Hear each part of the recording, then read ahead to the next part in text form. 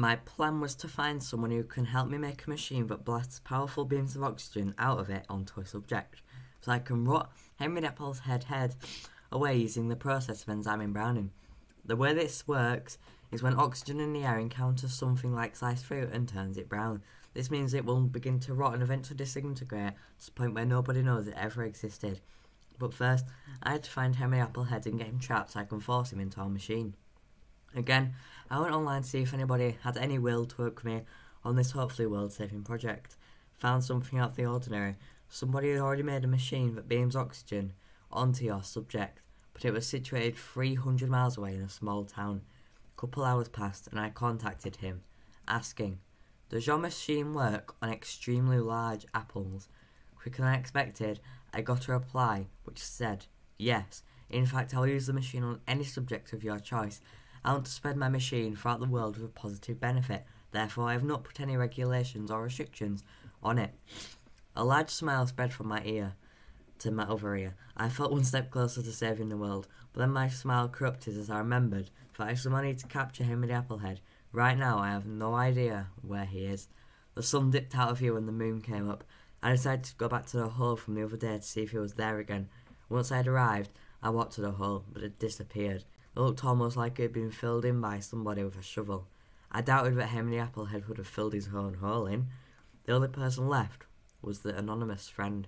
However, it was too late at night to accuse him, so I thought it would have been Henry, just to confuse me. Fortunately, it took a couple of seconds until I noticed another, much larger hole in the distance. This time, the hole looked fresh, like it had been dug not long ago.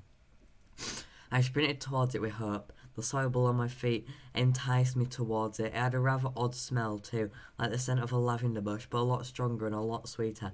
I didn't want to go inside the hole at all. This was strange. I decided to quickly take my first step inside. Before I start overthinking everything, my shoe squelched against the soil, making an uninviting noise, then left a large footprint. The smell of extra strong lavender only got stronger, to the point where it made my nose tingle. I did not want to sneeze, whether there was somebody down here or not. I wanted to be as quiet as possible.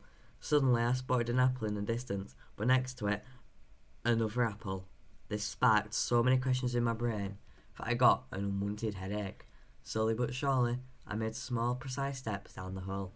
The ground flattened beneath me as the hole opened into a large, empty space. I gulped with unease as I wondered what could be down here with me. It was extremely dark. Feeling curious, I got on my hands and knees and crawled around the floor, looking for anything that could be useful. Then my eyes widened with utter shock as I found a small note on the floor that said, "Jam Street. I've built a machine that fires oxygen beams." After reading the note, my brain felt so puzzled. Who wrote this note? How did they know I was going to find it? And where to put it so I would be there? There is only one person that I've told about the machine I want to make, and that's the friend. He never told me his name, but I will remain to trust him, so I'll prepare myself tonight and go to Jam Street tomorrow. As the street lamps came on signalling night time, I arrived home. Determined for the next day, packed a large bag with everything I could ever potentially need. In the morning, I woke up slowly. I felt so tired it was unimaginable, yet I had an important job to do, so I put a brave face on and left my house. Fortunately, it was only an 8-minute walk to Jam Street, but on my way I was wondering how the person who wrote all these notes and letters I have found new places I lived so close to send me there. I hoped this time, however, that it wasn't a trap or something useless. I still felt lifeless from the encounter with Henry Berger the other day. Therefore, if anything else bad happens, I don't think I could cope any longer. Chapter 4. The early morning street lamps lit up the way there. In the distance, the fog revealed a large metallic sign that stated Jam Street. Behind it, a rather unappealing street with old houses that looked rickety, almost like nobody lived there. It made me feel like I'd come to the wrong place, because it seems a bit lower class for there to be a large scientific machine here. My heart began to race as the street got closer. I noticed a rusty old shed with grass and moss growing all over the roof, with even more lichen, and a large sign on the front, only just reading, "The Shed." On the floor by the door, remarkably fresh footprints from somebody's boots sat on the floor. I wondered if they were from the people who wrote the note, who told me to go there. I crouched down and inspected the floor around them. It was very muddy, and the footprints had a soggy outline of damp soil around them, signalling that they must be new. Feeling worried, I got close to the door of the old shed. I placed my hand on a wooden door where I felt like I got several blisters because the planks had all been torn apart and sharp points sticking out of either end, almost like someone did it intentionally with a saw to hurt me. Sweating, I applied a bit of pressure on the door as it squeaked open against the stone floor inside. It made a very unpleasant noise. It made me feel a bit off it inside my chest, almost like the sound of a scraping fork against a metal plate. Just imagine. I took my first step inside. I was welcomed by a revolting smell of mould, for I could see glistening with life in each corner of the damp room. Glistening with life because it was so damp and moist here. It stank and made me want to throw up. Without warning, a large metal pipe crashed from the ceiling onto the floor, just to nerve-wreck me more. The bang it made was so deafening that I felt my life flash before me, my ears damaged forever. Then, in another corner of the room, I observed a rotting desk which had a set of drawers on it. I felt eager and went to try to open them. Reaching my hand out towards the drawers, I felt hope that I would find something. I wrapped my fingers around the wooden handle, could feel it rotting away my grip, and I heard small snaps. I was twisting my fingers. There was a lack of movement in the handle. It would not open. Fortunately, I noticed a small tear of wood at the back of the drawer, big enough for me to reach my fingers in it and rip more of it open. I could see if there was anything inside the drawer. This would have been a huge waste of time, so with confidence I used all my force to rip the tear open big enough for my entire hand to fit through with ease. It worked. Rummaging through the drawer was difficult when I could see nothing, but I managed to find my way through the sticky cobwebs and find a note. I pulled it out with excitement and wiped all the dust off, so I could actually read it. To my shock, it said, "Welcome.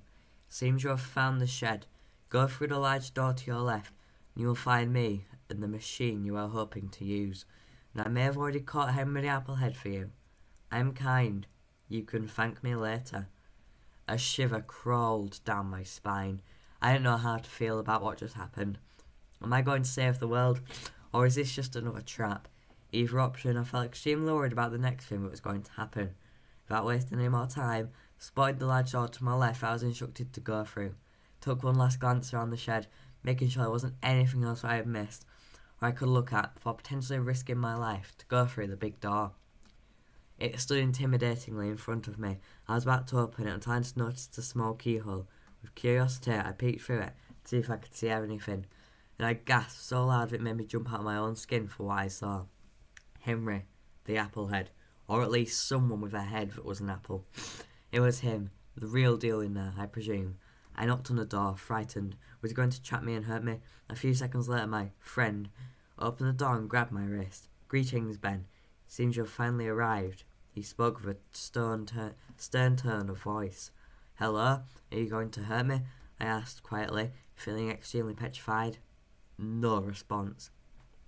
He gripped onto my wrist tighter and led me around the corner to Henry the Applehead. "I've been spending days and sleepless nights trying to catch him for you." I thanked him.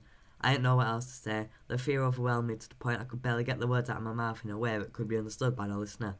As I approached Henry the Applehead, I gave him a half smile as I signalled my friend to roll him into the machine. With no escape, we thought Henry would easily slide in because he's tied up, but he started to toss and turn, trying to get out of the knots he was tied up in, but he couldn't, fortunately. We managed to calm him down and rolled him into the machine. That's the end of episode 2. In case you're wondering, this is like the book before it's been fully edited, so that's why some of the sentences make no sense. They'll be changed when I actually publish it and get a print. So I'll see you guys later. This is a short one, so have a nice day, bye.